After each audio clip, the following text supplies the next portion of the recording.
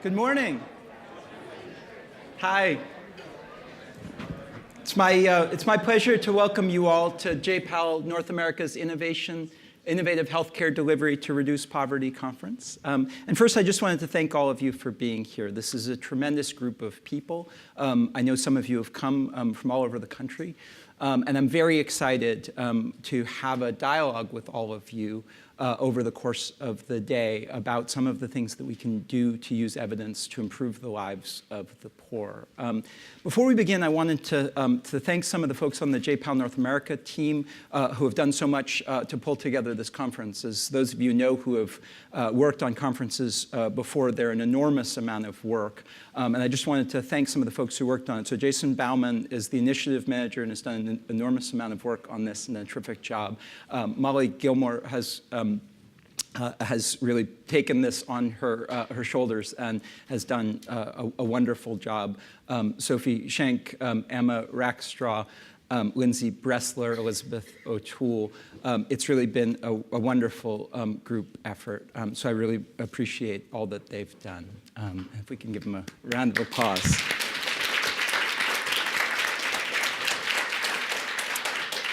I also want to thank some of our partners, and in particular, 3 of our foundation partners who have made the Healthcare Delivery Initiative possible. So the JPAL North America's Healthcare Delivery Initiative is made possible in particular by 2 foundations, the Laura and John Arnold Foundation and the Robert Wood Johnson Foundation. And we really appreciate their support. Also, JPAL North America itself is made possible by the support of the Alfred P. Sloan Foundation and the Laura and John Arnold Foundation. So we are very grateful for all that they've done to promote our work.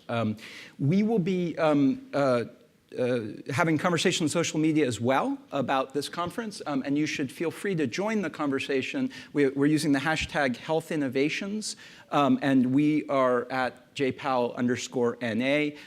Folks will be joining us via live stream as well throughout the day, except for during the parallel session. So all of the plenary sessions will be recorded and live streamed. So I wanted to start with a thought experiment that is, I think, very central to a lot of the work that the folks in this room do and that we do, which is sort of the question of how, if you have scarce resources, both your time and money, so tax money or philanthropic money, and your goal is to invest that time or those resources in programs that will improve the health care and the lives of the poor, how do we know what works? And this is a really important question to get right, because if we invest our time and our money in things that don't work rather than in things that do, real people live and die. So this is a question of real consequences. So I'm not an economist. We'll hear from some terrific economists over the course of the day. But my background is actually in policy and in government, and I'm a lawyer. And so typically, the way that this works when you're sort of thinking about what works is, you sort of look at what happened sort of before and after the period of time when you started to work on it, and you sort of see what happens to the results. So one of the great public health success stories of the past century has been smoking cessation. We've done an enormous number of things to try to make a dent in this. So there have been warnings on labels, there have been tax approaches, there has been public education, there's been public smoking bans, and over the course of a period of time, it seems like things seem to be getting better in various ways. And you take another sort of public health crisis that we're grappling with today, the obesity crisis. And my terrific mother is here. She was the executive director of Let's Move and worked on a lot of these issues. We've done a lot of great things. We've worked to try to promote healthy eating. We've done some work with the agricultural sector. We've done some work to try to improve fitness. And you look at the sort of general trends, and you think, well, this is an area where we still have some work to do. The difficulty, though, is trying to figure out, when you have one of these big societal public health programs with a whole bunch of different interventions, it's very difficult to sort of disentangle what are the results of our various interventions unless you have some way of looking at the counterfactual. So what you want to be able to figure out is what would have happened if I had not done this, and how can I compare what happened as a result of the thing I did with what the world would look like otherwise. So ideally, if you look at sort of time 1 and time 2, you think it goes up, and you think, well, all right, maybe my program caused this. But unless you sort of know where the other line is, what would have happened anyway, it's very difficult to know whether your program caused the result or whether the result would have happened anyway. And if you can draw a counterfactual line, if you can somehow look at the world as it would have been if your intervention had not taken place, then you can actually assess the impact, and you can get some sense of whether what you're doing works. And sometimes the counterfactual is not what you think would be a straight line. Something else might have caused a change in the underlying circumstances. So this is a familiar problem in the medical science field. So if we hearken back to the dark days of medicine in the Middle Ages, and actually going back farther than that, doctors used to apply leeches to patients, right? They thought that bloodletting was a solution to a large number of maladies. So the doctor would apply the leech, and the patient would get better, and the doctor would say, look, the leech has worked. The doctor would apply the leech, the patient doesn't get better, and the patient and the doctor would say, well, it's too bad, we couldn't get to the leeches in time. Right? And the difficulty is there's only one patient, right? And we can't know whether the leeches were the cause of what happened to the patient afterwards, or whether, what would have happened anyway. Now, this is a problem that we have largely solved in medical science through the use of the randomized control trial. So in a current set of interventions, instead of the leeches, if we look at drugs, what we tend to do is we would take the patient population, we would divide them randomly into 2 groups. We would give one group the treatment. We would give one group a placebo. And then we would be able to determine what was the effect of that treatment. And we would have some good scientific evidence about whether our intervention was being effective or not. And sometimes, right, there's a dramatic medical breakthrough. You run a randomized controlled trial and you've really transformed some field. But more often, these are incremental steps, right? More often, we learn that something is slightly better. The efficacy is slightly higher. The safety profile is slightly higher. But in the aggregate, over time, doing this multiple times, the body of knowledge improves, and we get much more effective at treating patients, and the body of scientific knowledge emerges.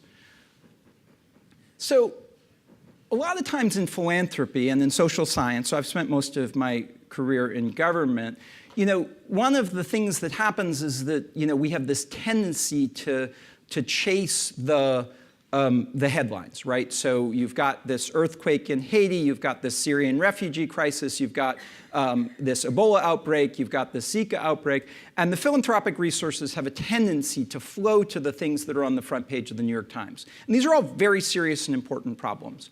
But there is a necessity to focus on less glamorous but more sort of deeply endemic problems. So I'm going to take an example first from the international space that falls into that category. So right now, every year, 6 million children under the age of 5 die from diseases, mostly from diseases that we've already cured, right? This is a public health tragedy, a crisis.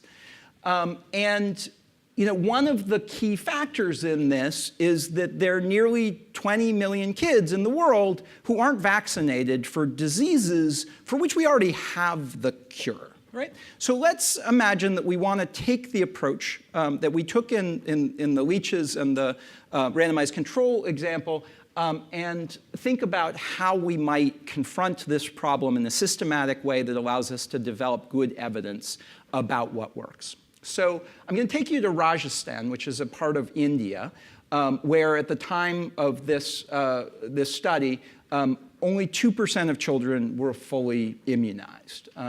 So this is a last mile problem in the sense that we had the resources, we actually had the technology, but somehow we weren't getting the resources to the right places. There's some combination of a systems problem and an incentive problem that led to these busy hospitals and these empty vaccination centers. All right, so let's imagine that you work for a government or you work for a philanthropy and you want to take a systematic approach to figuring out how to spend resources, time and money to try to solve this problem and save lives. All right, so let's try to use a randomization as a tool for this. So randomization is something that allows us to ensure that the treatment and comparison group are equivalent on average with the exception of the treatment. So this is the solution to the correlation causation problem, the problem that if you compare two groups, sometimes you're worried that something else is going on.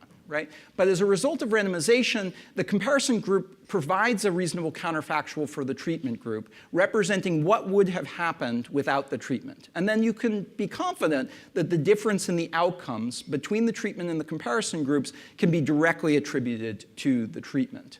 So what you do is quite literally, you take a group of people, you flip a coin, and some go into the intervention group, some get the existing public health approach, and the outcomes for both groups are measured. So let's just take my immunization example and imagine that we wanted to test two hypotheses. So the first hypothesis is, well, what happens if we make it really, really easy for people to get these vaccines, right? So maybe there's a difficulty in actually getting to the places, or maybe it's just kind of not visible and in our face enough. And so what happens if we set up a bunch of immunization camps, right? Let's see if that works. But let's imagine that we want to test something else too. Maybe we need to nudge people a little bit. So we're going to also test the question of what happens if you give people a little incentive to go into the vaccination camps. So in this case, we're going to give them a kilo of lentils for every time a mom comes in and vaccinates their child, right?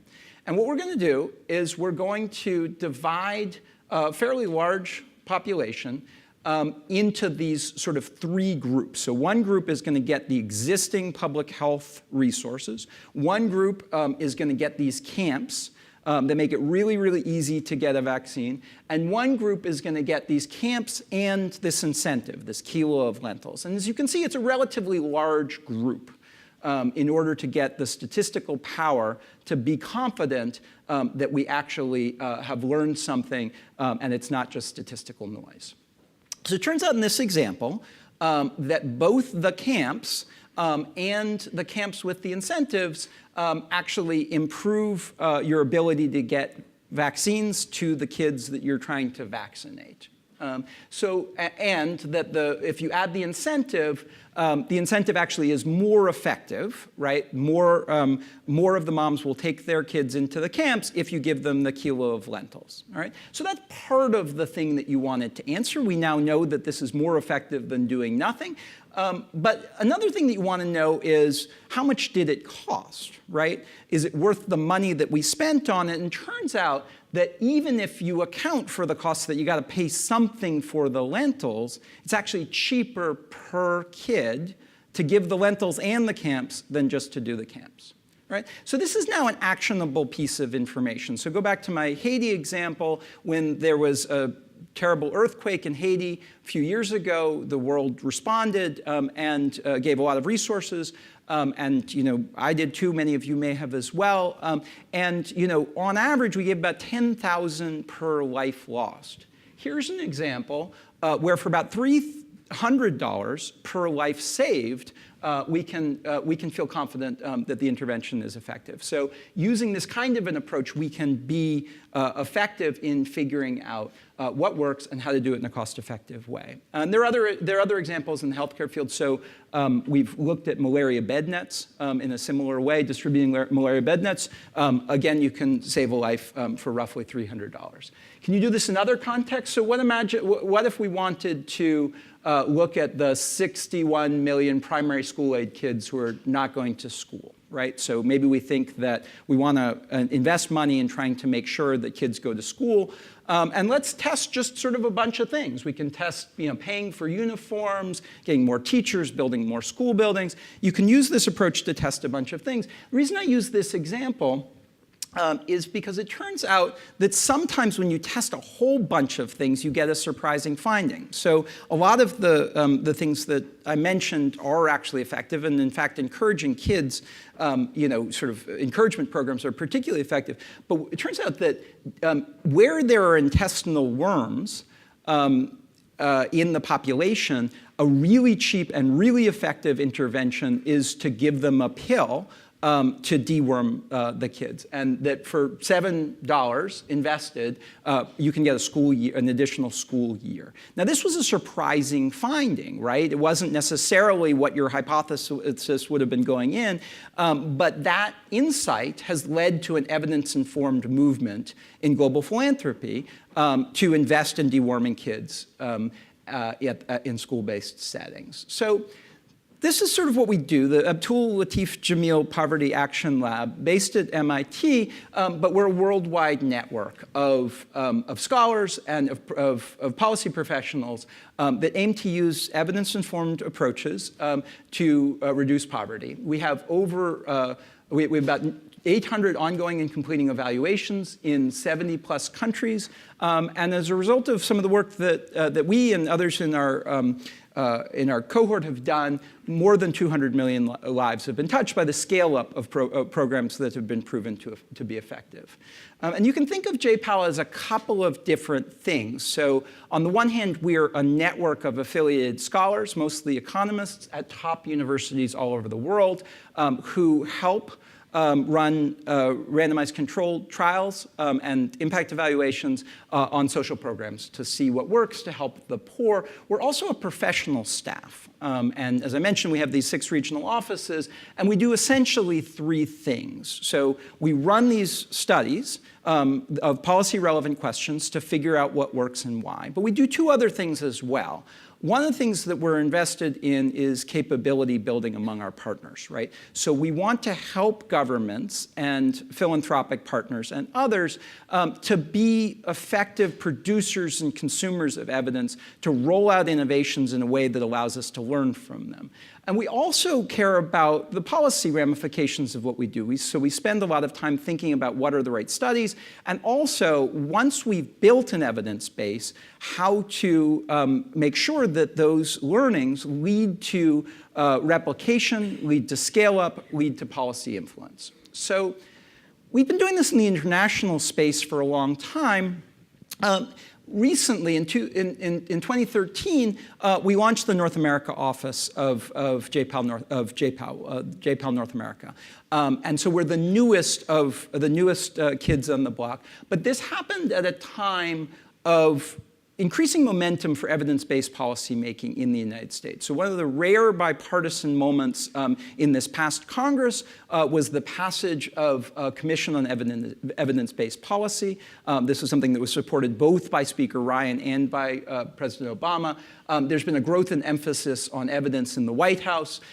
There's been the creation, with JPAL's participation, of the Social and Behavioral Sciences team by the White House to take this approach and use it in government. And there is this increasing focus on innovative payment models, such as Pay for Success. So it's a very hospitable time for us to be thinking about how to employ these tools to make social policy more effective. So we do work across a number of different sectors. So we care about poverty, but we have a fairly broad definition of what that encompasses. We do work in housing and crime and education and labor. But one of our signature initiatives, one of the things that we focused on the most is how to improve healthcare delivery through impact evaluation. So one of our first initiatives, the initiative we're going to talk about here today, is our healthcare delivery initiative. And essentially what we do is we develop rigorous evidence of strategies to improve the quality of healthcare delivery. We build partnerships with nonprofits and state and local governments and scholars to try to get answers to important questions.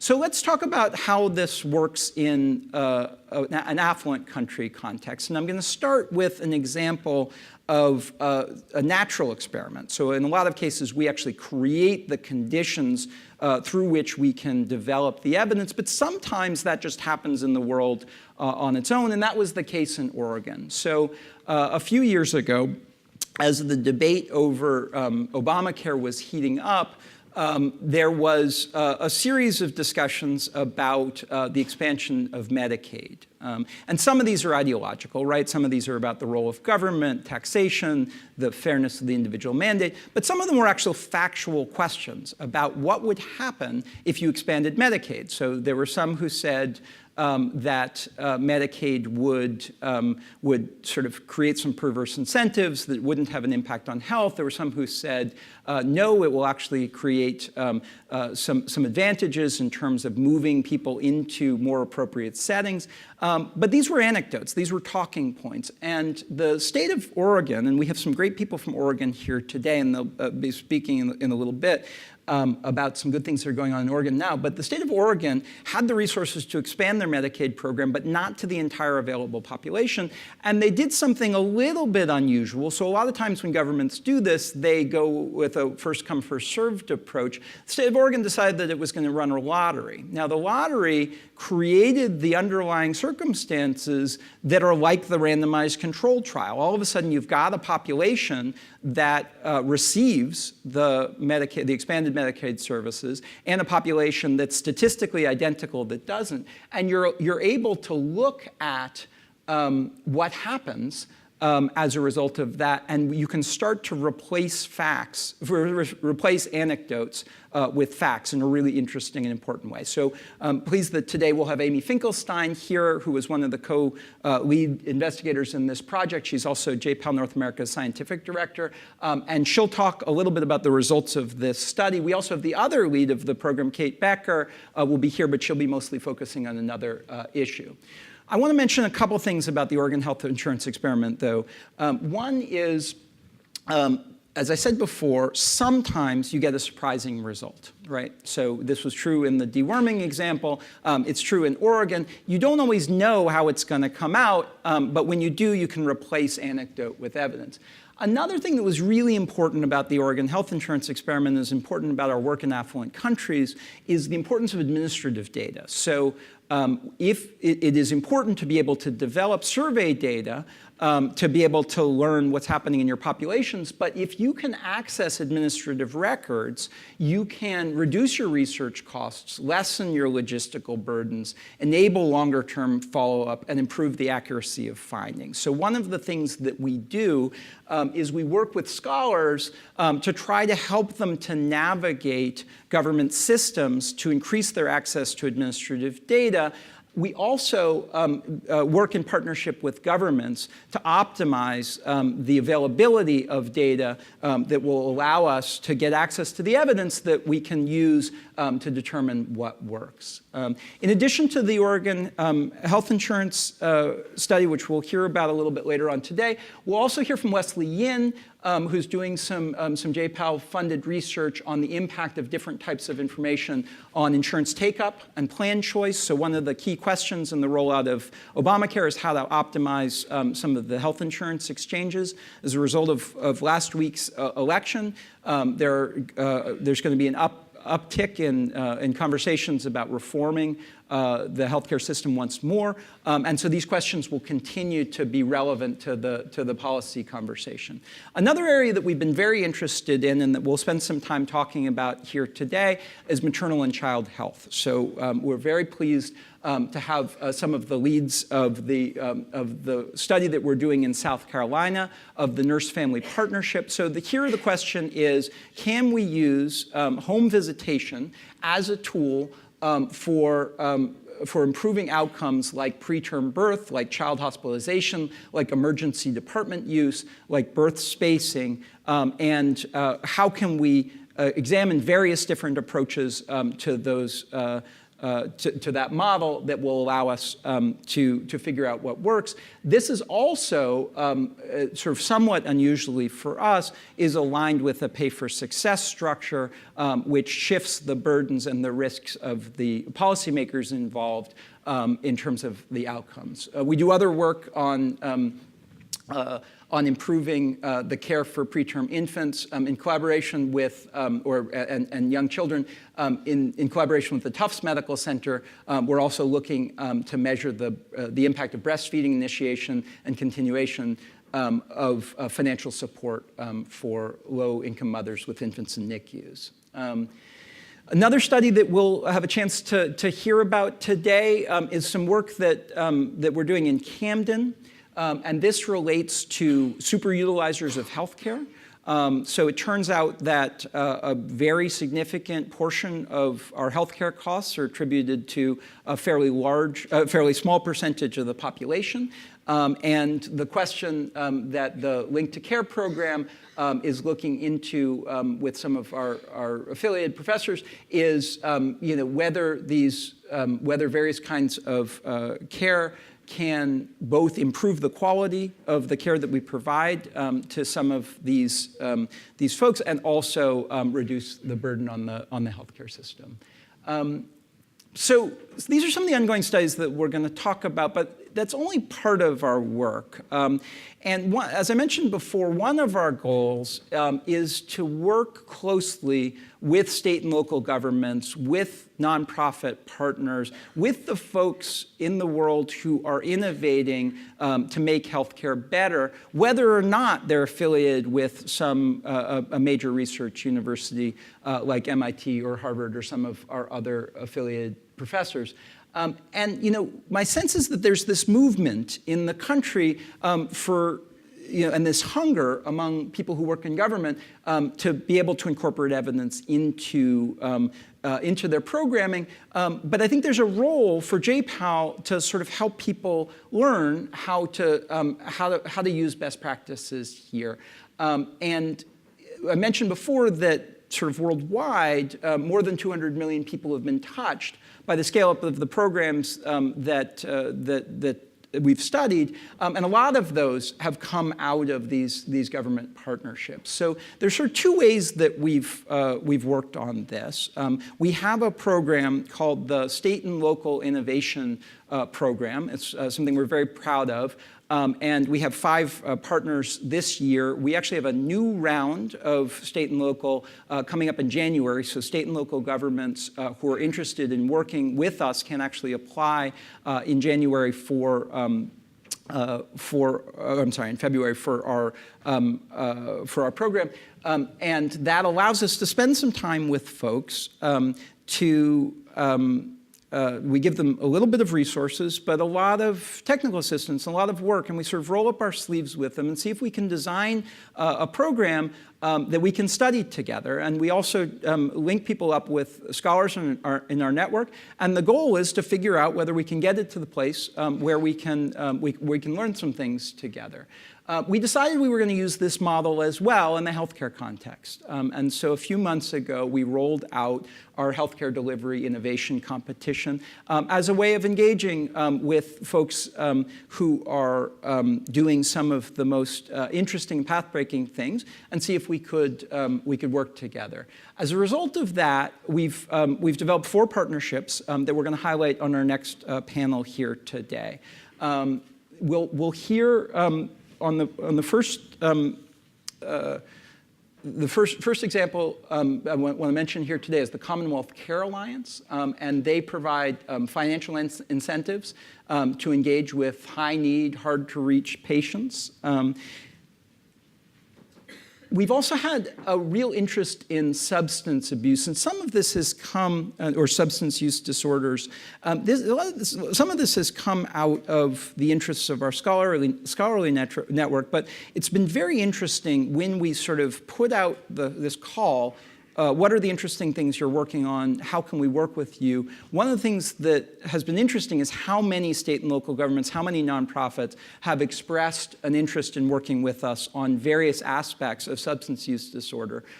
So a few months ago, we had a conference here. We brought together a bunch of people from government, from the medical community, and from our affiliated professors to talk about substance use disorders. We've also been collaborating with the White House Office of National Drug Control Policy to work with them to help make those interventions as evidence-informed as possible. We've got some ongoing studies, one of which is sending letters to suspected overprescribers to see if there are various ways that we can decrease overprescription of opioids.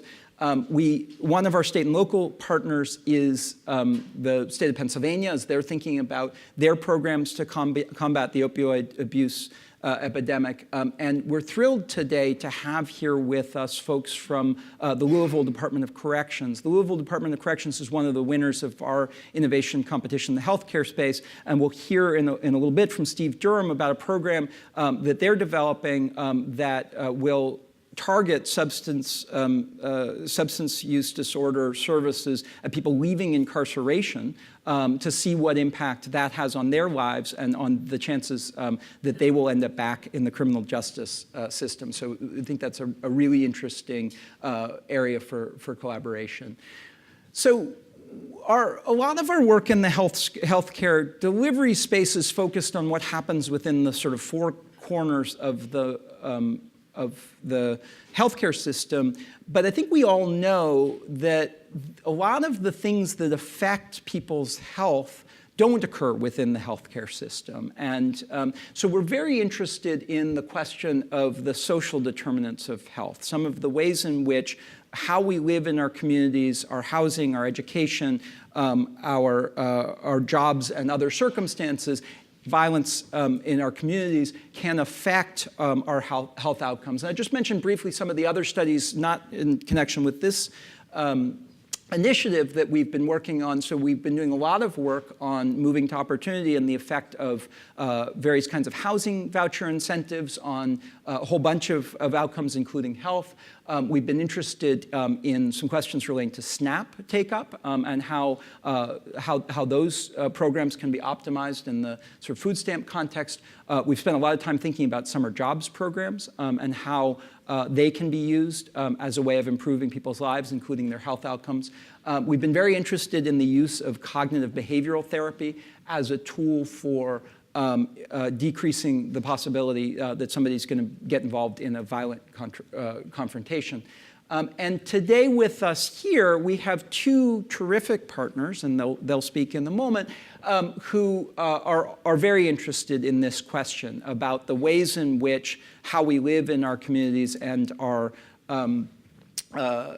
other kinds of things outside of the healthcare system can affect housing. So we have the Northeast Delta Human Services Authority. They're thinking about an integrated services network connecting patients with behavioral health needs to primary care, connecting them to a range of social services like housing and employment and transportation.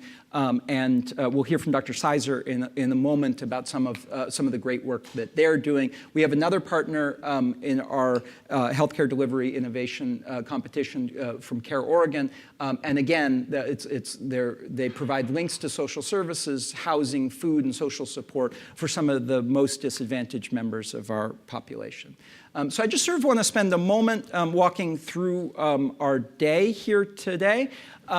we have a tremendous group of people here, and we want to make sure that this conference is interactive. So one of the things that, I go to conferences sometimes, I know some of you all do, and, it always feels to me where you spend the whole day sitting in your chairs, people are talking to you, you're listening. It's really a lot more meaningful when there's an opportunity to also sort of engage with each other. It also seems like such a waste to have so many experts in the room, so many folks with so much to share, and for us not to hear from you. And so we've sort of structured the day so there's some opportunities for us to be together and to hear from some really terrific experts, but also some opportunities for us to be in conversation with each other. So we're going to move into a panel now, which is going to highlight the exciting and important work of these 4 healthcare partners. Healthcare innovation partners, people on the front lines of delivering services, where we're in the early stages of working together to try and figure out how we can do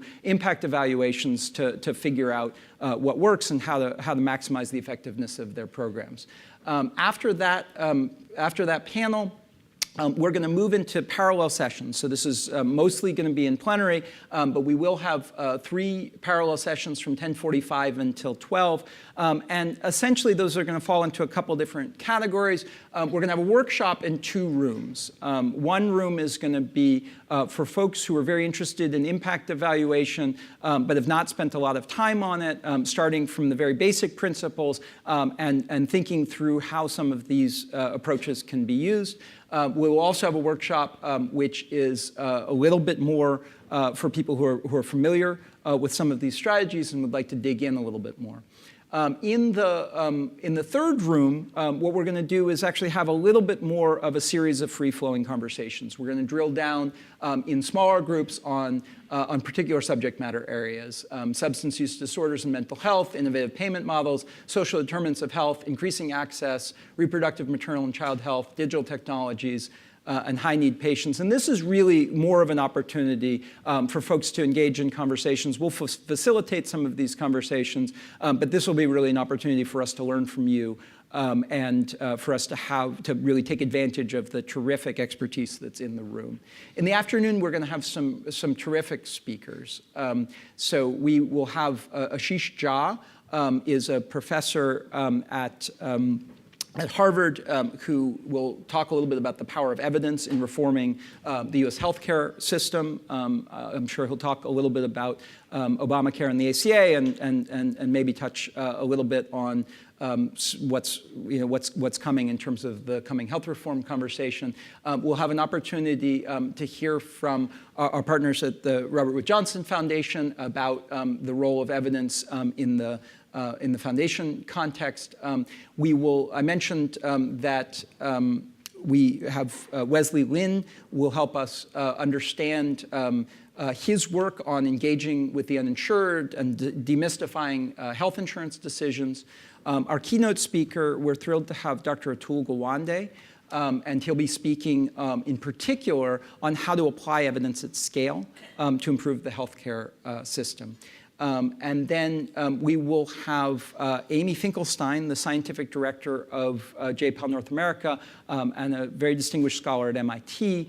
We'll talk about, in particular, how randomized control trials can be used in the healthcare delivery context. And then our final panel of the day will focus on 2 really interesting studies that I mentioned earlier. One is the studies in Camden with Link to Care about superutilizers, and the other is our work in South Carolina with the Nurse-Family Partnership, and that will be led by our Deputy Director, Mary Ann Bates, and we'll have Kate Becker and others on that panel. So we're very excited. We're very excited for the day and really thrilled that you're all here with us.